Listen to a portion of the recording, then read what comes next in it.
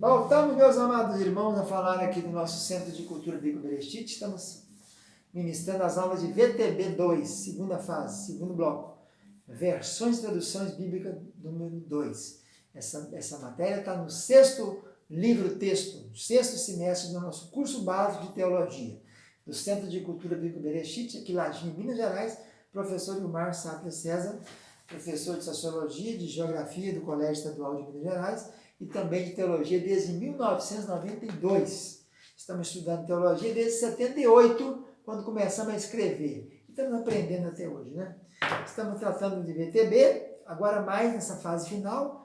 Largamos as versões, estamos achando com traduções. Vamos trabalhar agora com traduções. Então, mudanças na forma para tornar o significado mais claro. Estamos falando das técnicas de tradução para facilitar o texto para quem vai usá-lo.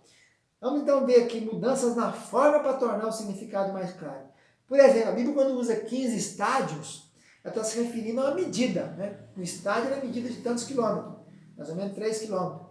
Então, algumas versões fazem essa tradução direto para cá. Em vez de côvado, põe 45 centímetros. Essa Bíblia da editora Vozes, por exemplo, ela converte tudo para todas as pesos e medidas da Bíblia. A editora Vozes, tem a Bíblia dela, ela coloca tudo na linguagem de hoje aqui.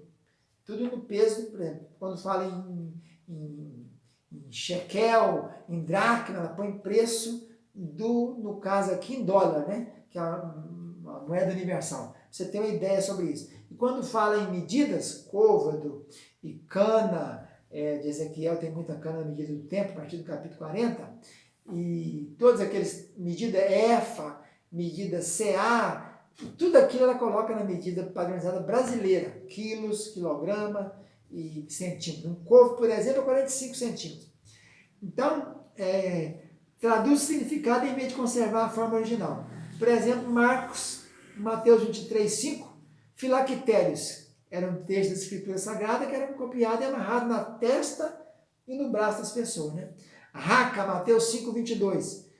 Raca quer dizer, quem chama o outro de raca, de doido, não vale nada, seria réu de fogo. Mateus 23, 7, rabi, a palavra hebraica é para mestre.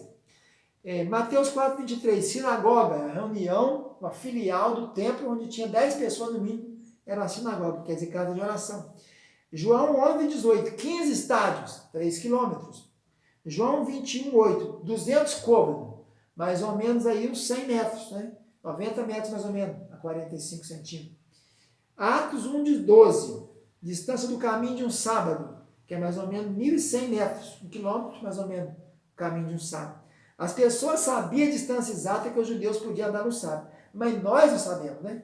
Então, quando vai traduzir dos termos judaicos para português, para inglês, para francês, como esse costume não é nosso, ninguém caminhava, não sabia que caminhar um sábado era isso para o judeu, então é preciso colocar e facilitar. A tradução deve fazer isso para clarear para nós o assunto. Né?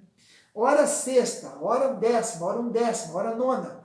Isso aí tem que saber que a hora do judeu é uma, a hora do romano é outra. Né? O romano marcava a hora igual a gente. 0 hora até a meia-noite. Já o judeu marcava a hora começando pela manhã. A primeira hora do dia é 6 horas da manhã. Hora nona, 3 da tarde. Hora sexta, meio-dia. Hora undécima, 17 horas. E depois as vigílias da noite, né? 4 vigílias no Novo Testamento, 3 vigílias no Velho. Primeira vigília, segunda, terceira e quarta, de 3 em 3 horas. 19 a 21, 21 a 24, de 0 às 3 e de 3 às 6. Aí começava o dia de novo. Então nós encontramos em todas as versões alguns nomes que têm significado também. Todas as palavras judaicas têm significado. Belém, casa do pão. Né? Betel, casa de Deus. E vai por aí afora.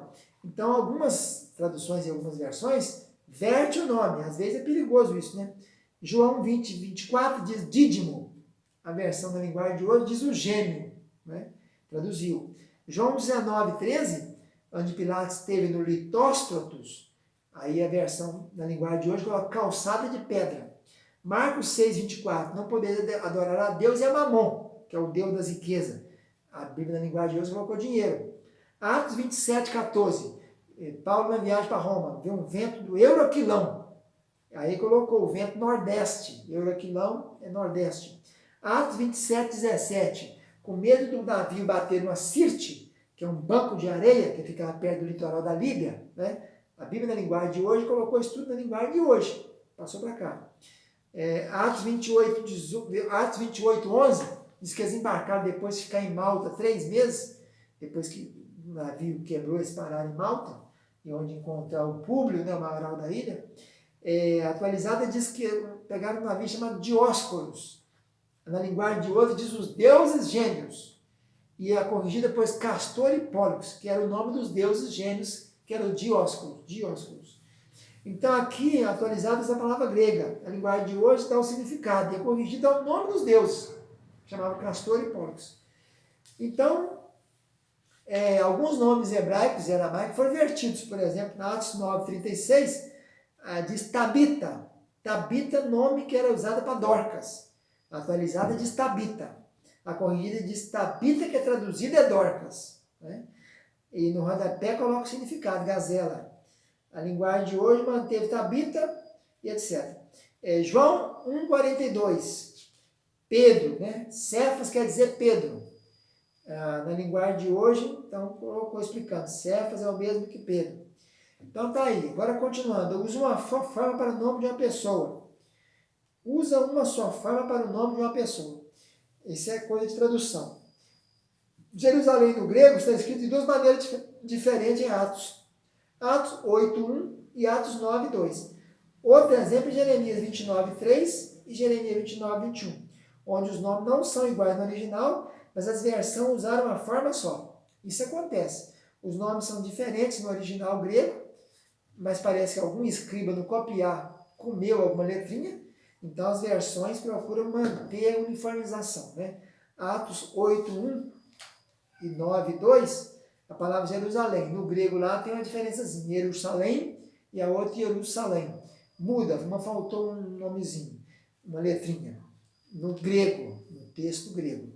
E aqui as versões brasileiras mantiveram o nome certinho, Jerusalém. E lá em Jeremias 29:3 e Jeremias 29:21, o Nebucodonosor está faltando, está acrescentando letra no hebraico, mantiveram o nome. Tá certo, né? A coerência isso aí. É uma vantagem se usar somente uma forma de nome, que o leitor vai pensar que está referindo a duas pessoas diferentes. Né? Então, João 21:7, Pedro. Gálatas 2:9, Pedro em uma, Cefa no outro. Atos 18:2, todas colocou Priscila. 2 Timóteo 4:19, a linguagem de hoje colocou Priscila, as outras colocou Prisca. Né? Prisca é variação de Priscila, é diminutivo, né? Atos 15:22, Silas e Silvano. Jeremias 24:1 fala Jeconias. Jeremias 37:1, Conias. E Jeremias 52:31, Joaquim. O Joaquim, o Conias e o Jeconias é um sujeito só. Ele era filho do rei Eliaquim, que era filho do rei Josias. Né? Depois que Josias foi morto na batalha, eles colocaram Joacás, reinou 3 meses. Depois entrou Eliaquim, reinou 11 anos. O filho do Eliaquim chamava Joaquim, foi levado preso para Babilônia, depois ficou 37 anos preso, e depois viu Merodach, depois que Nabucodonosor reinou 40 e tantos anos, 43 anos e morreu. O filho dele viu Merodach, reinou durante 2 anos mais ou menos, e levantou a cabeça desse menino chamado Joaquim, que também é chamado de Conias e Jeconias. Usam palavras diferentes para significado diferente. Então, há palavras no grego que têm vários significados, mas que algumas versões são traduzidas por uma palavra só. Isso acontece muito no brasileiro, no português, né? Você tem a palavra uma só, aqui no português, mas vai lá no grego tem diferente. Por exemplo, agulha no Novo Testamento. Tem ráfidos, tem belones, tudo coloca no português como agulha. Mas no grego, ráfidos é uma coisa, belones é outra. Você pega espada, por exemplo.